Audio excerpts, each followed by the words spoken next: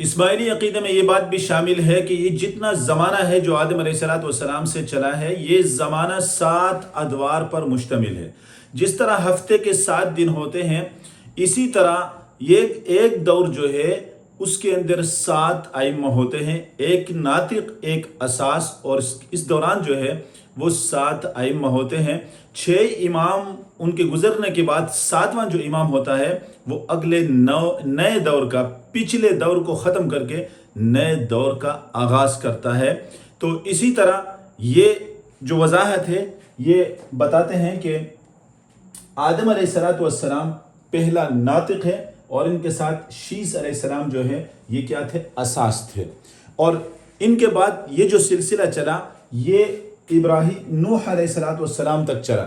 آدم علیہ السلام ناطق ہیں، شیس علیہ السلام ان کے ساتھ اساس ہیں، اور یہ سلسلہ چلتے چلتے نوح علیہ السلام تک جب آیا تو نوح علیہ السلام ان اماموں میں سے جو 6 امام تھے، آدم علیہ السلام سے لے کر کے ایک پہلا شیس علیہ السلام اور اس کے بعد باقی، یہ جب نوح علیہ السلام تک پہنچتا ہے تو یہ 6 پورے ہو جاتے ہیں، اور نوح علیہ السلام 7واں ناطق ہیں، اور یہ اس پچھلے دور کو ختم کرتے ہیں، اگلے نئے دور کا آغاز کرتے ہیں۔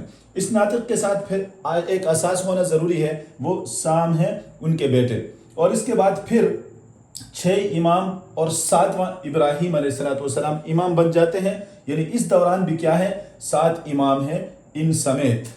تو 7واں جو امام ہے، 6 ہو کر پھر 7واں جو امام ہے، پھر وہ ابراہیم علیہ السلام ہوتے ہیں، ان کے ساتھ اسماعیل علیہ السلام اساس بھی ہیں اور پہلا امام بھی ہے۔ اور پھر یہ سلسلہ چلتے چلتے موسیٰ علیہ السلام تک جب پہنچتا ہے تو موسیٰ علیہ السلام ان اماموں میں سے 7واں امام ہے جو پچھلے زمانے کو ختم کرتے ہیں اور نئے دور کا آغاز کرتے ہیں۔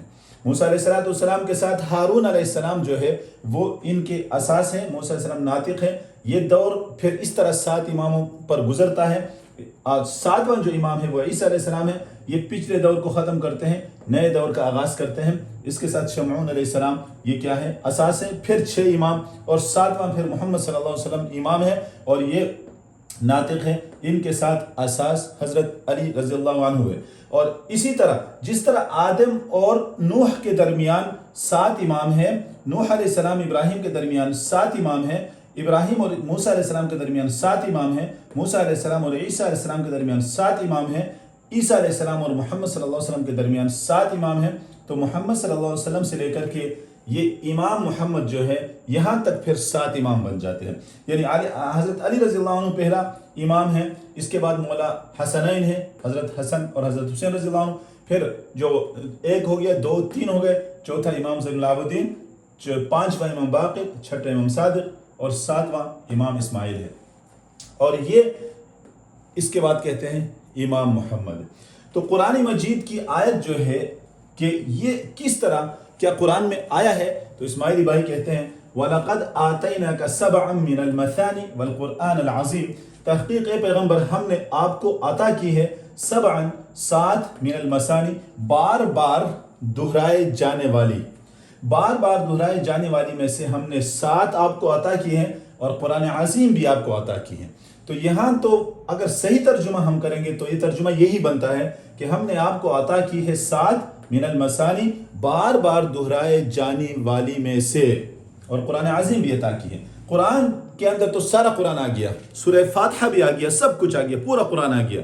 تو اس کے علاوہ 7 دہرائے جانے والی چیزیں کیا ہیں؟ کہتے ہیں یہی تو ہے کہ آدم سے لے کر نوح تک 7، نوح سے لے کر ابراہیم تک 7، ابراہیم سے موسیٰ تک 7، موسیٰ سے عیسیٰ علیہ السلام تک 7، عیسیٰ سے محمد صلی اللہ علیہ وسلم تک 7، اور محمد صلی اللہ علیہ وسلم کے بعد پھر 7، پھر اس کے بعد 7، پھر 7، پھر 7، یہ بار بار 7 کا سلسلہ جو ہے یہ 7 من المثانی سے یہی ائمہ حضرات مراد ہیں۔ اور اسی طرح تزرعون 7 سنین دأبا، اس آیت سے وہ استدلال کرتے ہیں کہ تم 7 سال مسلسل کھیتی کرو گے۔ کیا مطلب؟ کہ ایک امام کھیتی کرے گا 7 سال، یعنی 7واں امام جو ہوگا اس تک کھیتی کرے گا، 7واں امام اس کا نتیجہ نکالے گا، اس شریعت کو ختم کرے گا، دوسری شریعت لائے گا۔ اسی طرح یہ سلسلہ آگے بھی اسی طرح چلتا ہے۔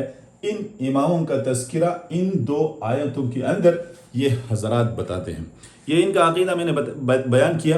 اس پر اگلی ویڈیو کے اندر میں وضاحت کروں گا کیا یہ اسی طرح ہے یا اس پر سوالات کیا اٹھتے ہیں، ان کی وضاحت ہم آگے کریں گے۔